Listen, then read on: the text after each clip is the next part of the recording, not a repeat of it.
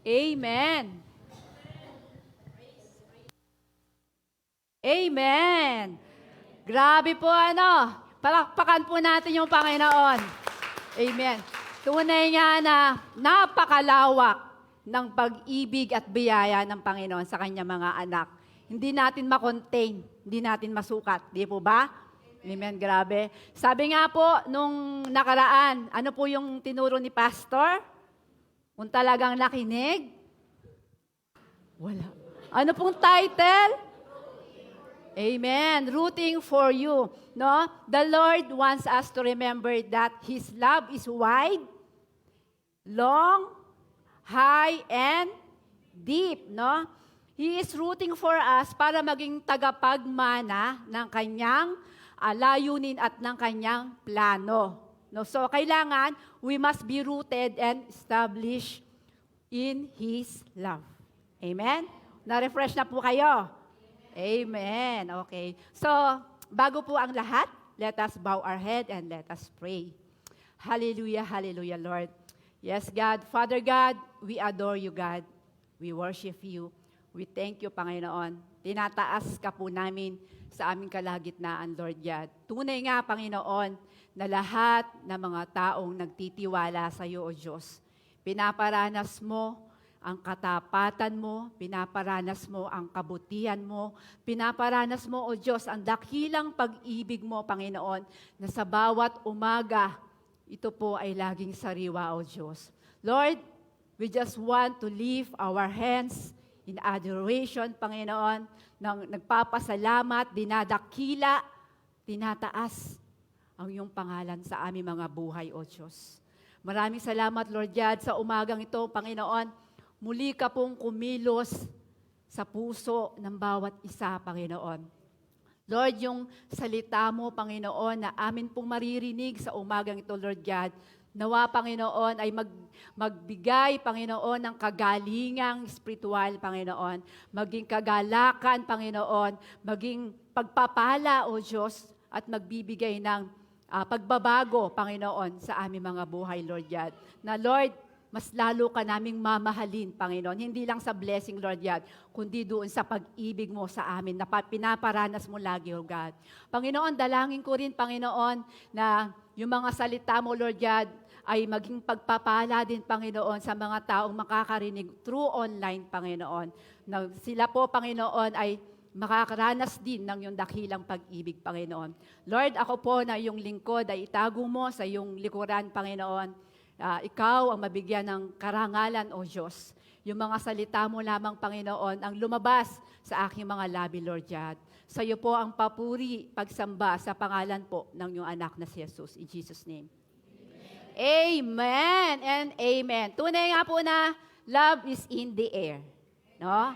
So, nararanasan natin ng pag-ibig dahil ang Diyos ay pag-ibig. So, every day, it's a Heart's Day. Hindi lang po February 14 or buong February. Araw-araw po ay pag-ibig. Amen. So, sabi nga po sa kanta, love is so many splendor thing. Sino po nakaka-relate ng kanta na yon? No? Kung tatanungin ko po kayo ngayon, alam ko na kung ano yung definition ng love, iba-iba po yung ibibigay nyo for sure. No? Pero isang bagay lang po ang sigurado. That love is something that we all want. No? Love is something that we all desire to have. Gusto po natin yung pagmamahal. Hinahanap po natin yan, di po ba? Amen. Sabi nga po, life is about love. Uulitin ko po, life is about love. And because God is love, no? Kumbaga, nais ng meron pong pinaka-importanting aral ang naaral na gusto po ng Diyos na matutunan po natin. At ito po ay kung paano tunay na magmahal. Amen? Magmahal. Sabi nga po, ito ang pag-ibig na tayo ay higit na katulad niya. Kaya ang pag-ibig ang pundasyon ng bawat utos na binigay niya sa atin. Basahin po natin ang Galatia chapter 16 verse 14. Sapagkat ang buod ng buong kautusan ay nasa isang utos.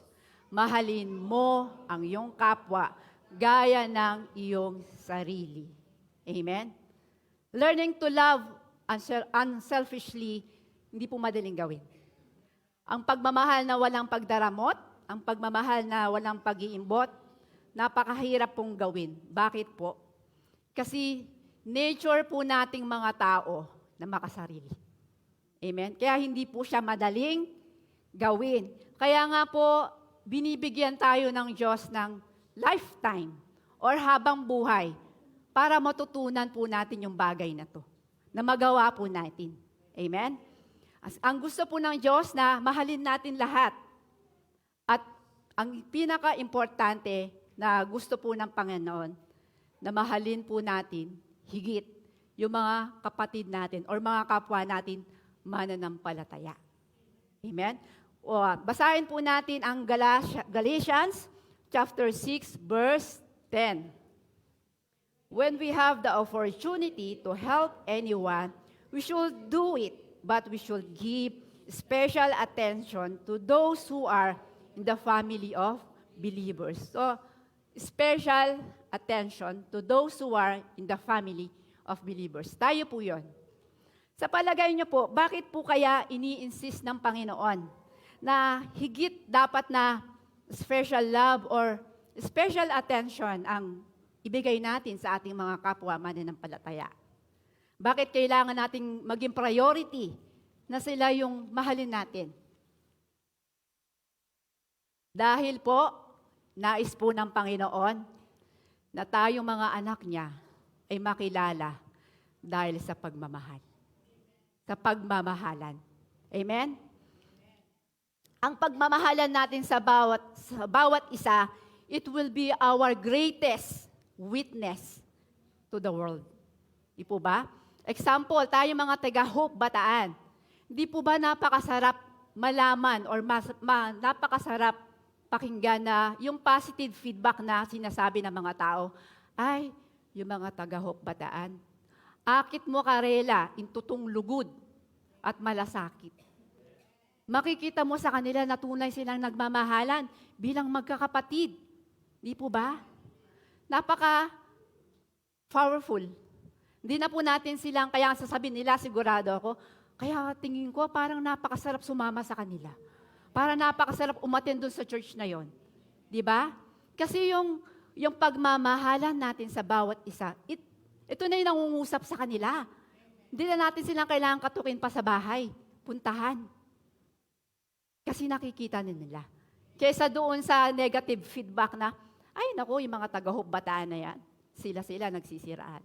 Sila ay nagkakagatan, nag-aalitan. So, ano pong mas nanaisin natin, di ba? Yung makilala tayo sa buong mundo dahil sa pagmamahalan natin. Amen? Pakisabi sa inyo mga katabi, sa kanan, sa kaliwa, I love you with the love of the Lord. Amen? So, amen. Sabi po, your love for one another will prove to the world that you are my disciples. Yung pagmamahalan natin ang magpapatunay sa buong mundo na tayo po ay mga anak ng Diyos, mga disciple ni Jesus Christ. Amen.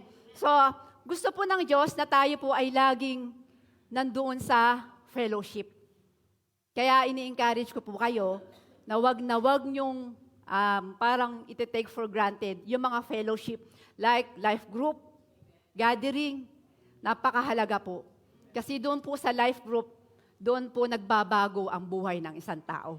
Doon po lumalago yung pananampalataya ng isang mananampalataya doon sa life group. Kaya gusto po ng Panginoon na regular tayo doon sa fellowship na yon. Dahil ang pagmamahal po, hindi po natin niya matututunan doon sa isolation. Nag-iisa ka. Sabi nga, no man is an so we need each other. No? Sa mga kahinaan natin, sila'y magiging kalakasan natin. Sabi nga, yung family, yung family natin, tayo, as a Christian family, yung sabi nga, sakit ng kalingkingan, sakit ng, so, dahil family tayo, iisa, nagkakaisa tayo. Damdam ng isa yung lahat. Amen? Amen. So, sabi po dito, kailangan nating mapalapit through life group, through fellowship, kailangan po nating mapalapit sa mga taong nakakairita, mga imperfect people, mga nakakadismayadong mga tao, no? Kasi yung pag-ibig po ng Panginoon na naramdaman natin, yun po yung tumutulong sa atin para gawin yung napaka-imposibleng bagay. Ano po yun? Yung mahalin yung mga taong iyon. Kasi even as mga imperfect tayo, no? Amen? The love of God, iyon po yung tutulong sa atin para magawa po nating mahalin yung kaaway natin. Kahit na pinabarangay niya ako, di ba? Ayun po ang utos ng Panginoon. Magpatawad tayo. Mahalin natin sila.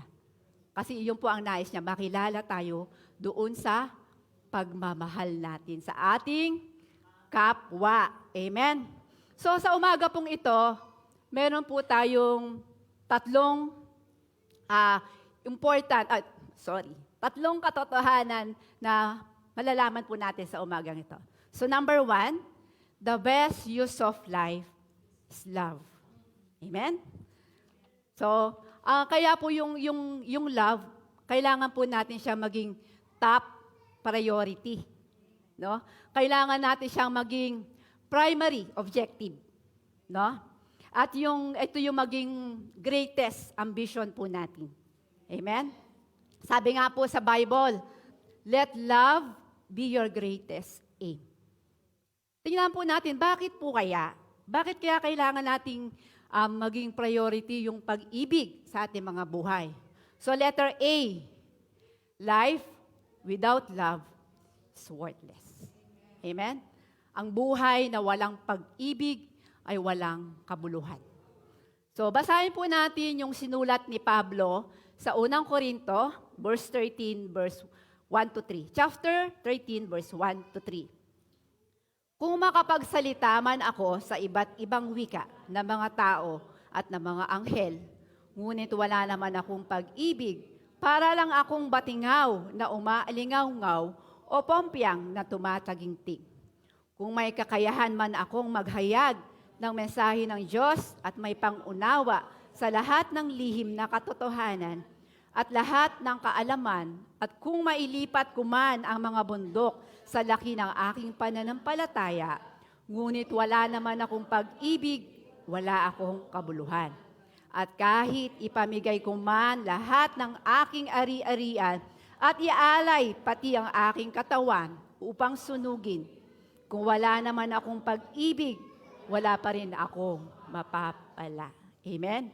So para maintindihan po natin yung flow ng verses na ito, nais ko po kayong dalhin sa unang Korinto, chapter 12, verse 28, 31, para malaman po natin kung bakit nasabi po ni Paul ito. Ito po ay sulat niya sa mga taga-Korinto. So basahin po natin ang unang Korinto.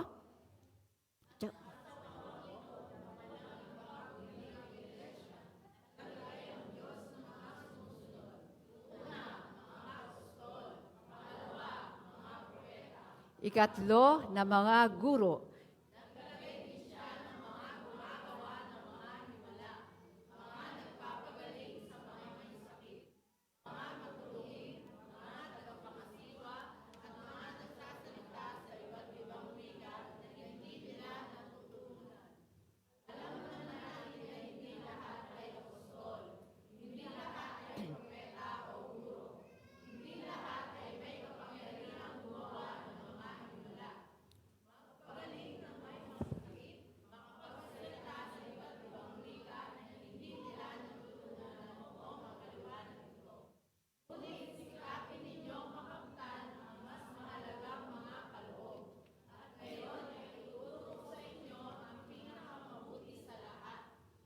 Amen. Amen.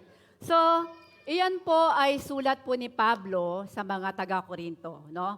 Yung pong Church of Corinth, sila po ay gifted lahat po ng kaloob ng banal na espiritu ay nasa kanila, no? At dahil nasa kanila po ang lahat ng spiritual gifts, dumating po sa point na misuse po nila ito.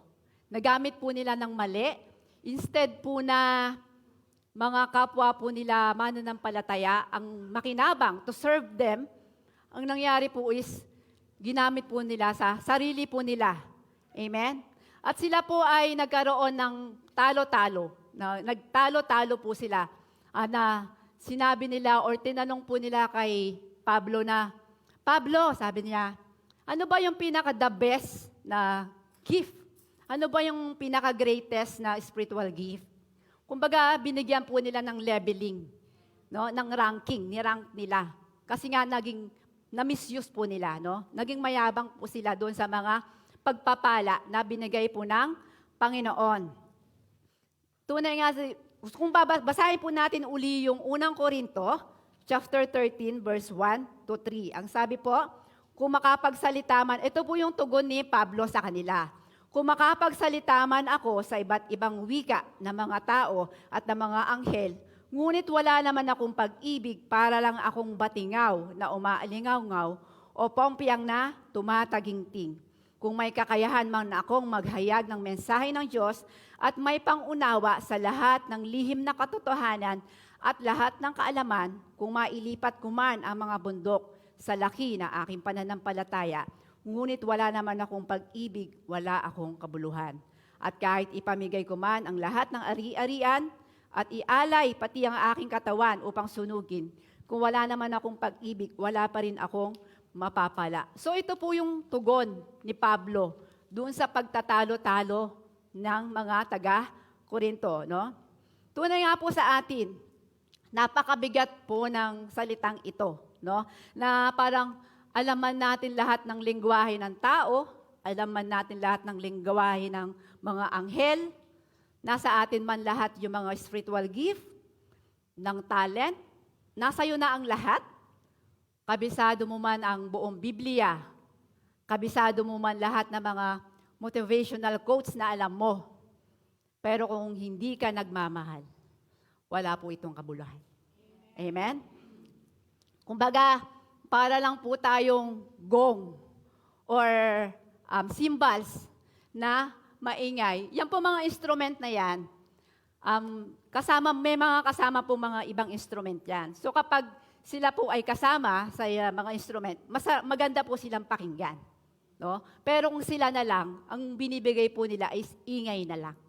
So ganun po tayo. Kung walang pag-ibig, maingay lang tayo. Walang kabuluhan. Amen? Di po ba? Kumbaga kung hindi ako nagpapakita ng pag-ibig na nanggagaling sa Panginoon, I will gain nothing. Wala po akong mapapala. Sabi nga po, the gift, the wealth, the beauty, lahat po ng meron tayo. Kung wala po itong pag-ibig, hindi po ito pinapakita ng may pag-ibig, it is pointless. Pointless. Amen? Sabi nga po ng isang unknown author, basahin po natin.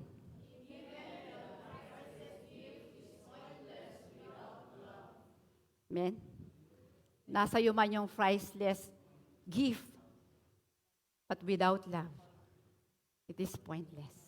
Napakaganda po, di ba? Grabe. So para mas maintindihan po tayo, magtatanong po ako sa inyo ngayon. Math. Amen. So 1 plus 1? 11 yata. 2. Okay po, 2. 2 times 0. Okay. 1,000 multiply by 0. 100,000 multiply by 0. 1 million multiply by 0. 1 billion multiply by 0. Nakita niyo po? Any big numbers that is multiplied by 0 is equals to 0. So it's pointless. It's nothing. So ano man po yung ginagawa natin, without love, it is nothing. Give without love equals to 0. Helping without love equals to 0. Giving without love equals to 0. and serving without love equals to zero. Amen? Siguro po alam nyo yung 299 engagement ring na nag-trending. Alam niyo po ba yan? Hindi po ba nabash po si ate girl? Dahil nag-propose si boyfriend niya na ang cost nung ring is 299. No? Pero naniniwala ako na kung ito po ay inoffer o binigay sa kanya ng with love, it is the priceless gift na pwedeng tanggapin ng isang babae. No? Hindi po mahalaga yung value. Kasi kahit bigyan ka ng diamond na ring, kung para lang makapag-brag, para lang makapagyabang, tapos hindi ka naman niya nakikita in the future, it's pointless. It's nothing. Di po ba? Amen? So, love is the essential, basahin po natin.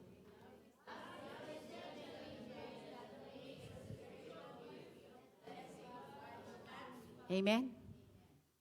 So, ang pag-ibig ang essential ingredient. Ibig sabihin, hindi siya pwedeng mawala. Kasi, hindi po magiging pagpapala lahat ng ginagawa natin kung walang pagmamahal. Amen? Pag-ibig. Amen. So, ano yan? Hindi, kumbaga sa paggawa ng cake, sugar, hindi siya pwede mawala. No? Amen. Paano naman, kunwari, Ate Rona, kung ang nararamdaman ko sa paglilingkod ko kay Lord, or yung pagsaserve ko sa mga tao, or yung sa trabaho ko, wala na akong joy. Na yung tipong ginagawa ko na lang out of obligation. Na ginagawa ko na lang kasi kailangan gawin. What if kung dumating po sa punto ng buhay natin yun na wala na tayong joy? Kasi pag po wala ng joy, ibig sabihin wala ng love. Amen? Isa lang po, God is reminding us today na come back, connect again. No? God is willing to accept us. Sabing ganon, kung nawala po yung joy, kung nawala po yung pag-ibig, just connect to the source of love, which is God. And He will welcome you with wide open arms. No? Bumalik lang po tayo doon sa source of love, which is Jesus Christ. Amen? Amen. So, ito po ay napakagandang mensahe po ng Panginoon na a great reminder po sa atin for us to reflect na ako pa ba ay gumagawa ng may pag-ibig. Amen? Ako pa ba ay gumagawa ng may pag-ibig? Naniniwala po ako na lahat po tayo ay naranasan natin ang dakilang pag-ibig ng Diyos. Amen? So dapat, lahat ng gagawin po natin ay mayroong pag-ibig. Amen? Pag-ibig sa karir, pag-ibig sa ating mga relationship, pag-ibig sa pagiging parents po natin, sa pagiging teacher po natin, sa pagiging mentor natin, di po ba? Sa pagiging estudyante natin. Napakahalaga na tayo po ay hawak ng pag-ibig ng Panginoon. Para tayo po ay maging pagpapala sa mga tao. Amen? Dahil ang pag-ibig po ng Panginoon, sa lahat ng aspeto ng buhay natin, napaka-importante na hawak ng pag-ibig ng Panginoon ang lahat po ng ginagawa natin because that makes the difference. It's the love of God that makes the difference. Amen? Kung halimbawa, ikaw pinagluto ka ng asawa mo ng masarap na putahe, pero dahil niluto niya yun, masama yung loob niya, masarap po ba? Hindi, di ba? Pero, makikita mo yung pagkain na may pagmamahal. Alam mo yung itlog, sunny side up, may kilay pa yon, tapos naka-smile. Kasi may love. Totoo po, di ba? No? Meron nga pong nangyari ganito Asawa niya, yung asawang babae, pag nanonood siya ng drama-rama sa hapon, hindi mo siya pwedeng istorbohin. Etong si asawa, si husband, naglambing. Honey, gawa mo naman akong kape. Ginawa ng babae, sumimangot siya. Nung nanonood ako eh. Ang ganyan. So sumunod naman siya. Ginawa niya ng kape, sa kanya inabot ka asawa. Nung ininom ng husband, ang pait-pait naman ang kape mo. Ay, ganyan. Kasi ginawa niya ng walang pagmamahal. Napilitan lang siya eh. Di ba? Amen. Sinong relate?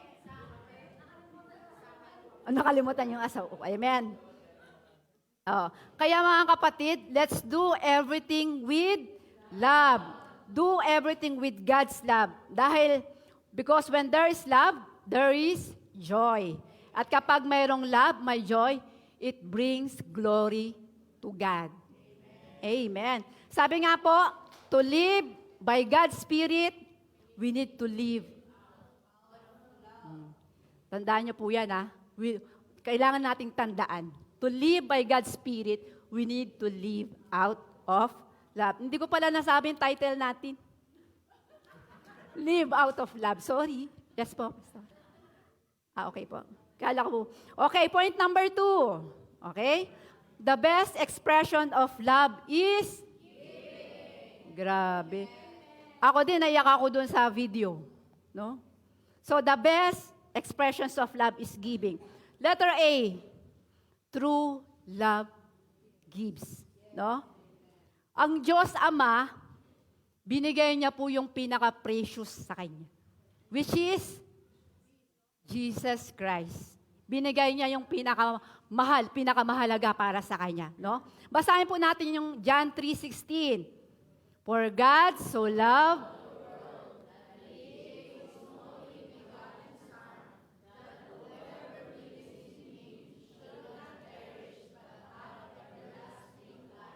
So, God so loved, He gave. So, hindi ka pwedeng magmahal nang hindi ka nagbibigay. Amen? So, even si Jesus Christ po, dahil po sa pagmamahal niya sa atin, binigay niya, inialay niya ang kanyang buhay. Siya po ay namatay sa krus because of love for us. Amen? Sabi nga po, true love is always about giving, not receiving. Hindi puro ganun lang po. Ang tunay na pagmamahal, ganun. Hindi kabig. Kailangan palabas. Amen? So, kaya nga sabi, it's better to give than to receive. So, love is only expressed through giving. So, if there is no giving, there is no evidence that love exists.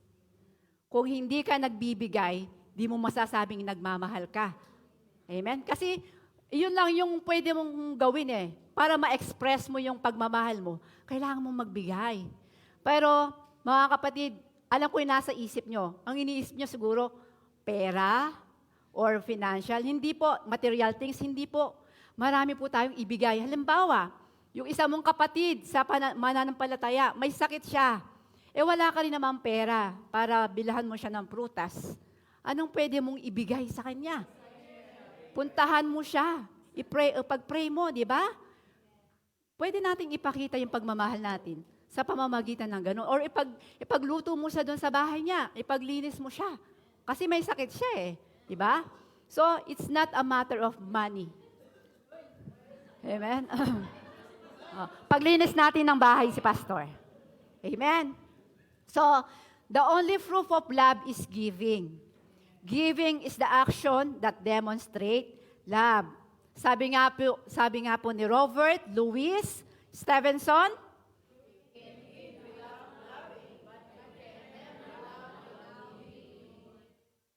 isa pa po.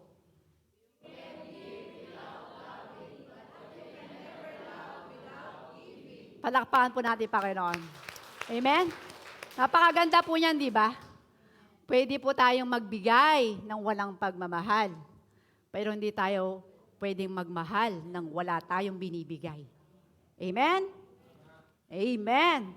So, kapag po binibigay natin yung oras natin, kapag binibigay natin yung sarili natin, kapag binibigay po natin yung mga resources po natin, ayun po yung, excuse me po, nagpapakita na True loves hold nothing back. No? Walang tinitira yung tunay na nagmamahal para sa kanyang sarili. Yung kanina, mahirap lang siya. Di ba? Pero binigay niya pa. At dahil doon sa, nagawa niya yun dahil sa pagmamahal, siyempre, di ba? At naging pagpapala po siya doon sa mga taong tinulungan niya. Amen? So, mga youths, tatanungin ko po kayo ngayon, how can you express your love to your parents? Service? By giving your respect, your honoring, your obedience, your submission. No?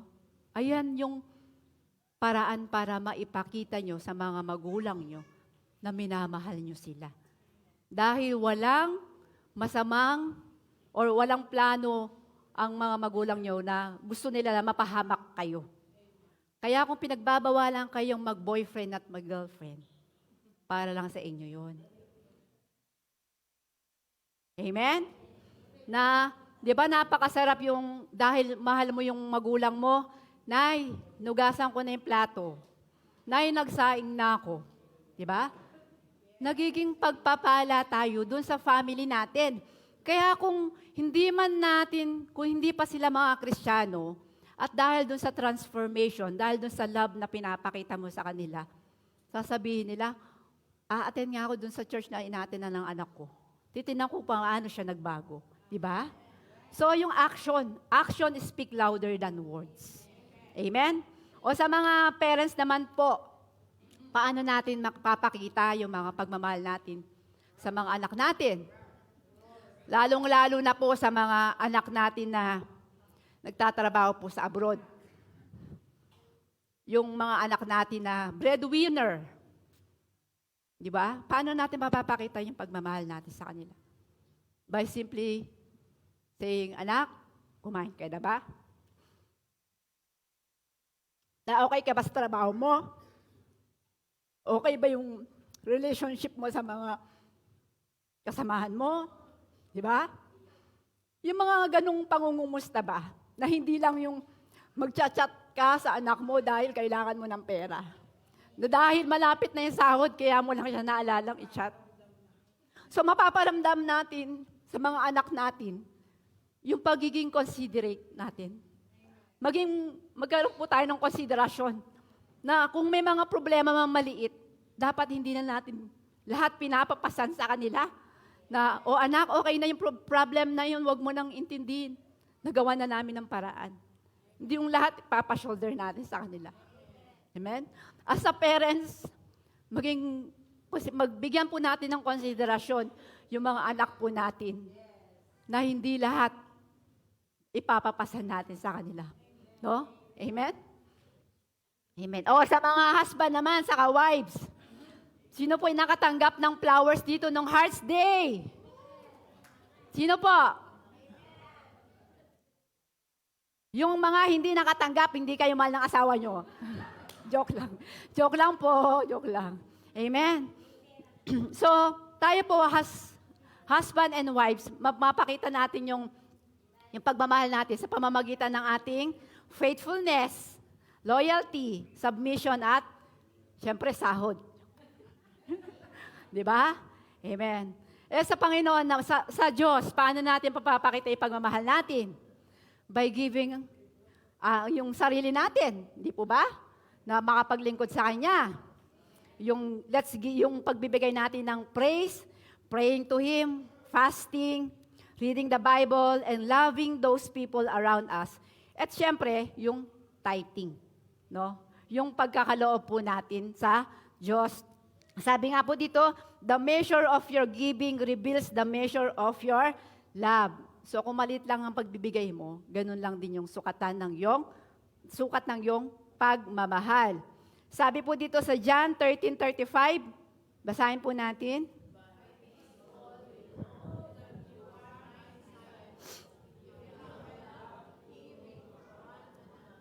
Oo. So, yung love is giving. Ngayon po, naunawaan na po natin ang totoong kahulugan po ng pagmamahal. Love is about giving. So ito po yung paraan na ipinihiwatig ni Jesus na makilala ng mga tao ang kanyang mga tunay na tagasunod sa pamamagitan ng kanilang pag-ibig or pagbibigay. Amen? Amen. Ito po, no, indeed po, napakabuti po talaga ng Panginoon. Napakatapat po ng Panginoon sa Hope Bataan. Kasi po, kung di po ako nagkakamali nung Holy Spirit encounter, when Pastor Lucky prayed and declared na, Lord, bibigyan mo kami ng isang puting ban. Sabi pong gano'n ni Pastor Lucky, no? At siyempre, dahil nakita ng Panginoon na nagtitiwala tayo sa Kanya, na ibibigay niya yung mga pangangailangan natin. Sabi nga, ikaw ay humingi at ikaw ay bibigyan. Kumatok at kanyang pagbubuksan. Yung pong declaration ni Pastor Lucky na yon, amen, tingnan niyo po. Grabe. Dineclare niya lang nung Holy Spirit encounter. That was Thursday. Sunday, iyan na. Di ba?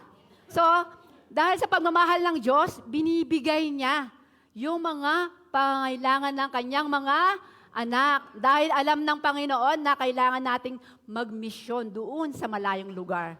Amen? Kasi meron po tayong tinatarget na 8 municipalities na tayo po ay makapagbukas ng life group doon po sa 8 sa 8 municipalities na iyon. At dahil siyempre po, mahirapan po tayo kapag walang service. At dahil sa kabutihan at pag-ibig ng Diyos, ito na po, He answered our prayer. Amen? No? Sigurado ako, kanino kaya galing yun? Sigurado ganun tanong niyo po, ano? Kanino kaya galing yun? Sino kaya yung nagbigay? Ganyan? O, sige po mga kapatid, para malaman po natin kung sino nagbigay. Let's watch this video. Good morning, Hope Bataan. Kuya Mike nga pala. Let me share to you something na tingin ko makakatulong sa inyong walk as a Christ follower. Especially sa ating possession sa mundo. Either material man yan or financial. It's hard to give if you do not have or you just have enough. I remember yung verse sa Mark 12, verse 41. Ito yung kalooban ng byuda or widow's offering. Let me read. Sabi dito, kung saan ito yung bagay na may mayaman at isang byuda. Yung mayaman, nagbigay sila ng kanilang ng offering nila. At yung byuda, nag-offer lang ng 5 sentimo. Kung saan yun na yung natitira niyang pera. Sabi ni Jesus dito, tinawag ni Jesus ang kanyang mga alagad at sinabi sa kanila, sinasabi ko sa inyo, ang hinandog ng byudang iyon ay higit na marami kaysa ihinulog nilang lahat. Sapagkat ang lahat ay nagkaloob ng bahagi lamang ng kanilang kayamanan, ngunit ang ibinigay ng byudang iyon, pagkamat siya'y mahirap, ay ang buo niyang ikinabubuhay. Amen.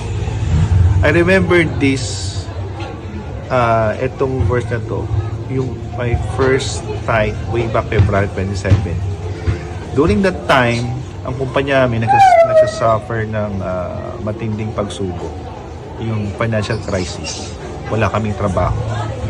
At kung saan, isa ako sa mga empleyado na nabawasan ng nagkaroon ng pay cut na 15%.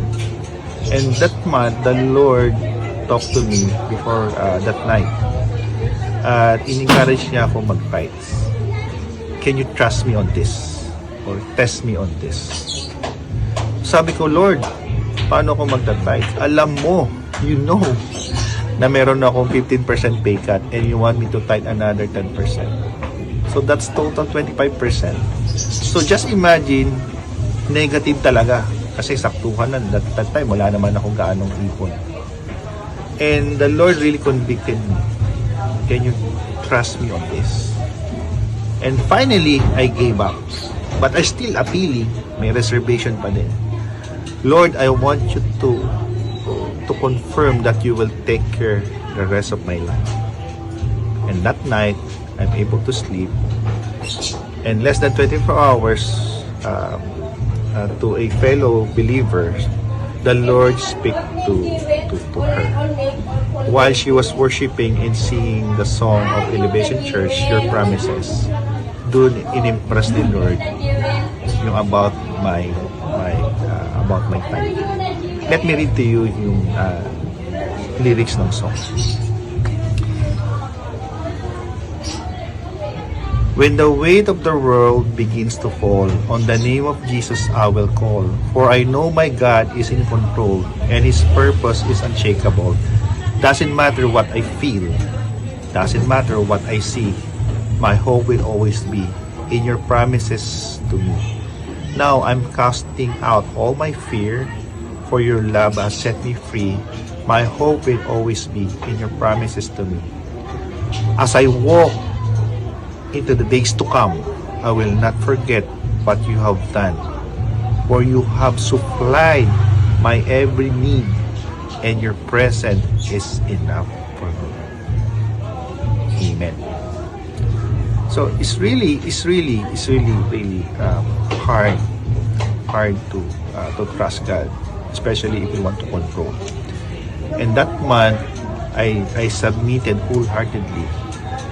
Naging obedient ako dun sa calling. And less than 3 weeks, our salary was restored. Praise God. And after 2 years, my tithe was double. What does it mean? Am I faithful? No, I'm not faithful enough. But God is faithful, sabi niya sa Higitan. That increase in my tithe showing God's faithfulness. He gave me the favor, He gave me the resources, He make way. He's a way maker. He increased my salary. That's why I'm able to tithe almost double. I tithe not because of investment.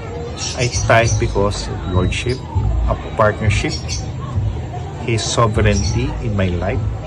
I trust Him on my finances.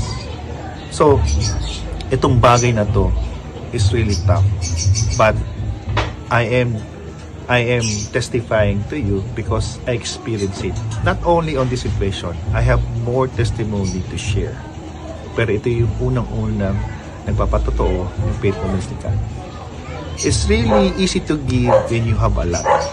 I mean, alam naman natin yun, pag marami kang bagay, marami kang pera, marami kang possession, is madaling ibigay kasi hindi naman yung magiging impact. Pero if you have nothing at all, diba? It's really not easy. But the Lord is really asking us.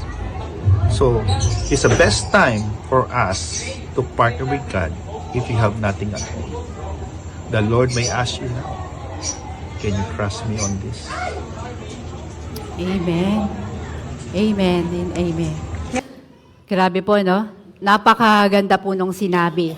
Siya po ay si Kuya Michael Tayaktak.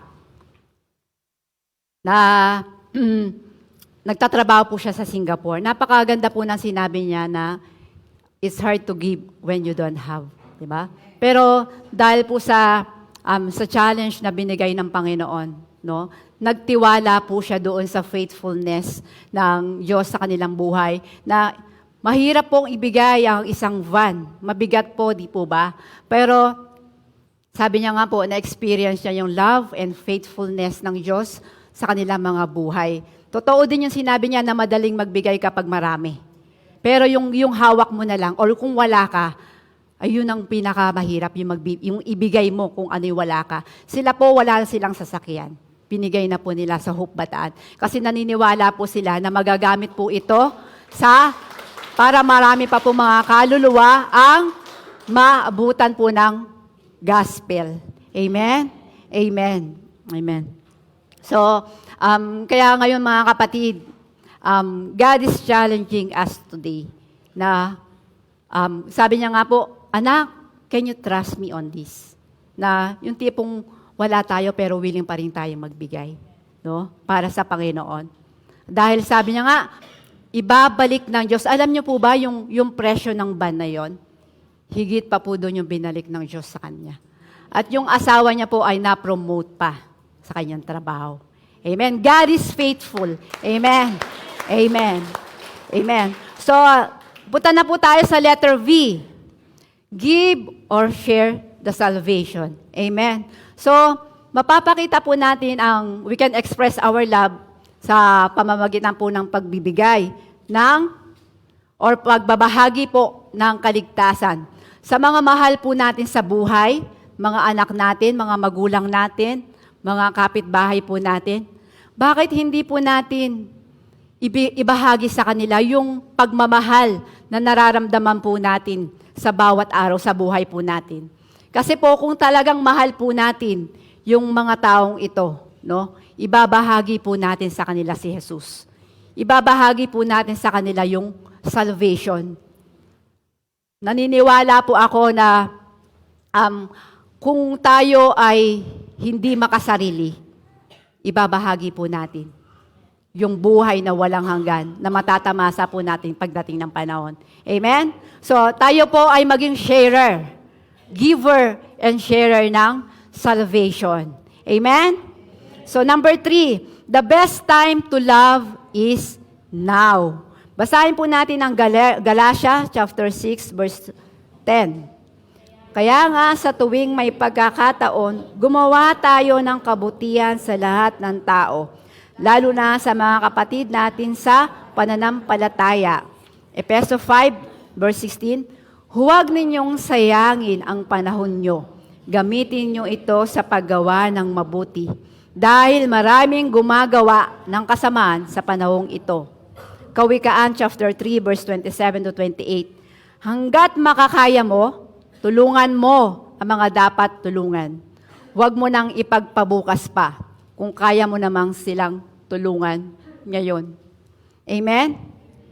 So, bakit po ngayon ang tamang panahon para ipakita po natin ang pagmamahal?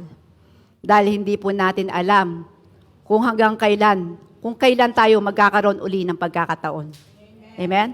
Circumstances change, people change, children grow up, at wala po tayong katiyakan sa araw po ng bukas. Hindi po natin hahawak. Kaya kung gusto po nating magpahayag ng pagmamahal, gawin na po natin ngayon. Stop procrastinating, mga kapatid. Let's express and show the love of God na mayroon po tayo sa lahat ng mga tao na na-encounter po natin sa ating mga buhay. Amen? Amen. So, dahil po sa pag-ibig ng Panginoon, ng Diyos, binigay niya po ang kanyang bugtong na anak upang tayo po ay maligtas. Pag-ibig na walang hanggan. Di magbabago at mananatili kailanman. Ito po ay lagi nating nararanasan. Kaya bilang mga anak niya na naka-experience ng dakilang pagmamahal ng Diyos, kailangan po nating itong ibahagi sa iba na bilang mga anak niya, tayo ay dapat nag-uumapaw sa pagmamahalan natin sa isa't isa. Tunay na pagmamahal at malasakit. Ang pinakamahalagang bagay na dapat po nating pahalagaan at hanapin bilang mga mananampalataya ay maging isang taong mapagmahal na tapat ang pag-ibig ng Diyos na makita sa lahat ng ating ginagawa. Kaya Winston, mga kapatid. Hallelujah, Jesus. Amen. Isang tunay na pag-ibig sa Diyos, tunay na pag-ibig sa kapwa, tunay na pag-ibig sa ating mga kaaway at kapwa mananampalataya. Mga kapatid, let love be our greatest aim. Let's do everything out of love. Live out of love. And it will bring glory to God.